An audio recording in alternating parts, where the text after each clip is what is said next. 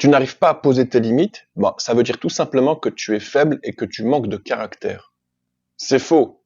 Ça me touche vraiment cet endroit de poser ses limites parce que c'est un endroit qui est très très très très subtil.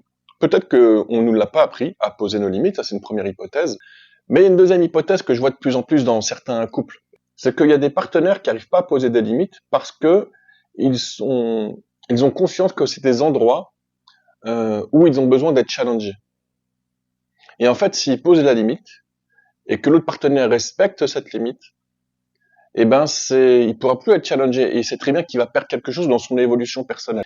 Il y a des limites qu'il faut poser dans la vie et ça je le soutiens. Donc je dis pas le contraire parce qu'il faut pas que la personne fasse quelque chose qui est pas du tout ok pour vous et que ça vous fasse vivre l'abus. C'est pas ce que je dis. Il y a juste des endroits, par exemple, si je dis à mon partenaire non, ça j'aimerais que tu arrêtes de m'en parler, je veux plus y aller. Par exemple dans un lieu de vacances ou je veux plus parler de ce sujet. Et ben parfois on va pas le faire parce qu'on a au contraire envie de parler de ce sujet. On a envie de changer de perception et notre partenaire est là pour nous aider. Donc si on lui met des limites, il le fait plus, on n'évolue plus. Donc c'est à vous de distinguer quand vous n'arrivez pas à poser vos limites.